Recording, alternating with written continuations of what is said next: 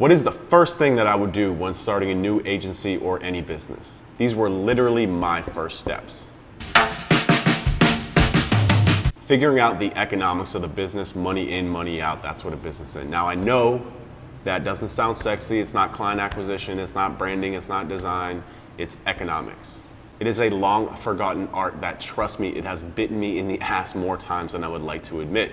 A lot of businesses sound great in theory, but they don't align on paper because the business owners did not do the due diligence ahead of time to figure out if the economics, meaning the money in versus money out, profit at the end, will work at the end. And I've seen businesses crumble because of that. That starts with understanding what your business is and what your business is not. So from the agency point of view, what the business is not something that is going to make you a multi-millionaire. You, the business owner, the company might gross tens or hundreds of millions of dollars, but you, as the owner, will probably not become a multi-millionaire off of it, just based on the economics of running a sound agency. What an agency is great for is steady cash flow. It's getting a salary every day.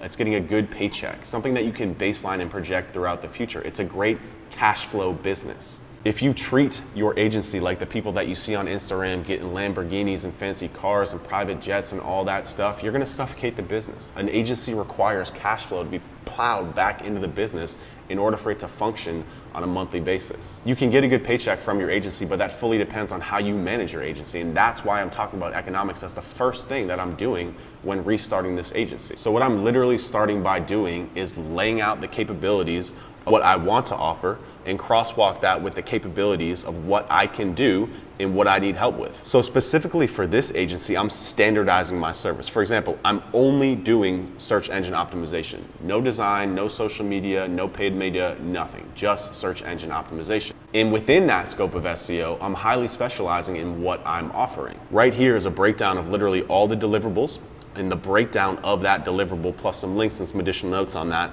But this is the end-to-end service. And then what I can do from there is I'm starting to map out the exact hours that it will take, the exact amount that I'm gonna charge that client, and then the cost of me to run that service. If I'm gonna run it myself, how much of my time is that gonna cost? If I'm gonna pay somebody else to do it, either a contractor or an employee, how much is that gonna cost to do it? From there, I can properly back out how much I can charge for that service, and more importantly, I'm gonna understand how much I'm gonna make off of it. This is one of the biggest mistakes that agencies make. They try to run that business like it's a software company, constantly looking at top line revenue. An agency needs to be focused on profit. There's a book, it's called Profit First. You have to read it. I don't subscribe to all the concepts in that book, but what I do subscribe to is managing the business based on the bottom line, based on the net margin of that company. Again, money in, money out. After the money comes in from the retainer, after you pay out your people, how much is left? That is what your agency is. A lot of people, a lot of agency owners try and run it like a software company looking at only top line. An agency is not Facebook. The reason why you can't do that is because software companies run on top line because all they have to do is make and replace, make and replace, make and replace, because they know over time if they're operating properly, they're gonna hit scale and they're gonna grow like a hockey stick. Agencies don't really do that. Agencies have more straight line growth, so you can't be just replacing top line and spending a lot of money off the bottom line, taking a huge salary. You have to be managing your profit. Your profit is what the agency is. It is by far the most important concept that you need to grasp if you want to run an agency effectively. So going back here to my core services, I am going to be offering a very standardized service. I can strip down what I'm offering to meet a reduced scope or a lower budget of a client, but I'm not gonna be adding on top of that. I'm not gonna be doing custom work. That's a really important thing to note. Another big mistake that agencies make is they take people on and the client will say, hey, I want this, and you'll say, yeah, that's extra money, let me do that. But what happens is, number one is scope creep, right? So you're gonna be doing a lot of work, and it's not just the things that you're getting paid for, it's the things that you're not getting paid for. The thinking, the project management, the strategy of figuring out how to offer that custom service that's outside of the scope of what you can do and what I can offer right now as an agency. But more importantly, at this point where I'm at, me doing custom work becomes a job. Because if I'm doing custom work for people, I'm constantly just doing whatever it is that their bidding is, and I am working for them. That's not what this is. This is a business. I have to figure out how I can pull myself out of this as quickly as possible to get people in to do the work, to deliver the service. And then we can talk about doing custom work, maybe. But even then, my goal for this company, and another thing that you need to be focused on, is understanding what you want to get out of your company and out of your agency. For me, I want to run a headache-free service with really high margins that pays me and my staff well, that still delivers a very high quality service. And I know that we're gonna get there through automation, meaning the more standardized that my service is, the easier it's gonna be to automate. It's really, really hard to automate custom work. Again, if somebody's constantly requesting you do these things, that requires human capital, that requires human knowledge, which then you have to pay for. Again, money in, money out, that's a lot of money out. And then also all that in between, that's gonna constantly chip away at that bottom line that likely you're not going to be tracking. So again, number one, if you're managing the top line, if you're doing custom work and you're not focused on the bottom line, you're not focused on managing your service and trying to scale that service and make that service more profitable, then you're gonna be in for a lot of trouble. So again, with custom work, I would be capped at how much I would make. They would pay, even if they pay me $1,000 an hour, if I'm doing custom work, I have to constantly work every hour to make that $1,000. Where if I'm offering pretty much the same service but heavily streamlined, what I can do is I can look to automate that. I can look to speed up how quickly we're doing that. I can look to offshore that. I can look to contract that work out. And I can raise the level of profitability on that service that I have. So if someone's paying me $1,000 an hour to do custom work, I would still rather take $200 an hour to do non-custom work, because again, I can increase the money that I make on that $200. A hugely important concept, again, managing profit, not revenue. Profit is more important than revenue. I'd rather make more on $200 than less on $1,000. That's a concept that you have to grasp if you want to be in this business. It's not software, it's people management, it's money management. It's really that simple. You have to understand the economics of how this business will work. Going back to my projected plan here, what I'm able to do is now analyze the gaps in what I can do as a consultant myself, and then what I can outsource or what I can hire for. So me personally, I'm just gonna let you guys know, because I've been getting a lot of comments about people from, oh, you have staff, you have money.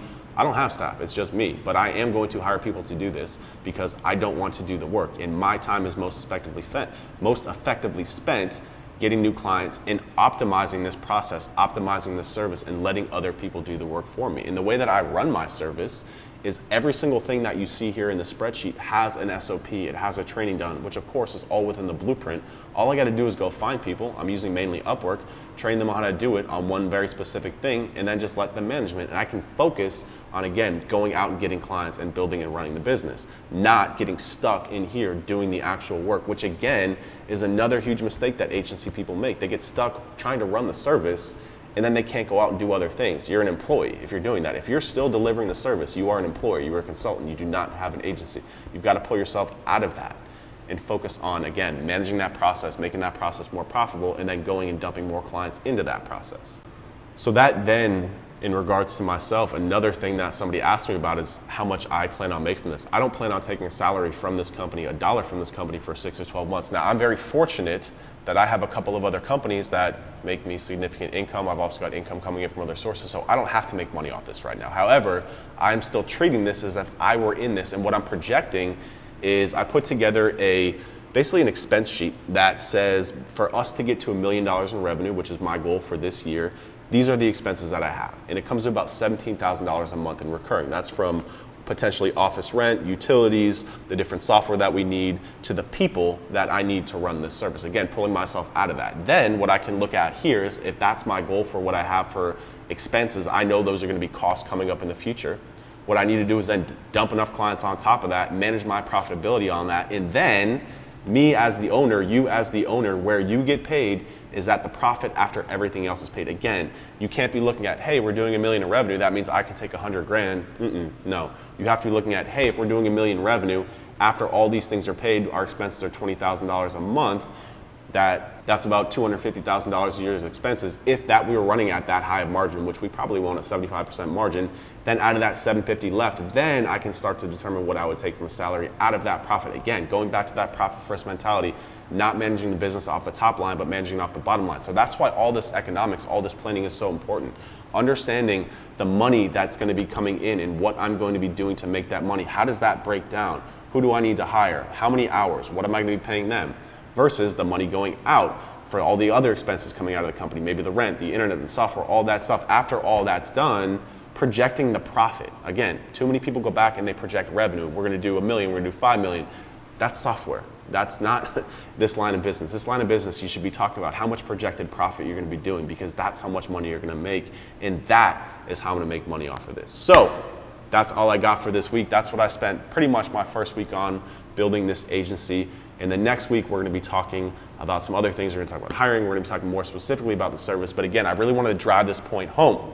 So make sure to tune in next week, Monday at 1 p.m. where we're launching the next video, episode 3. We'll see you guys there.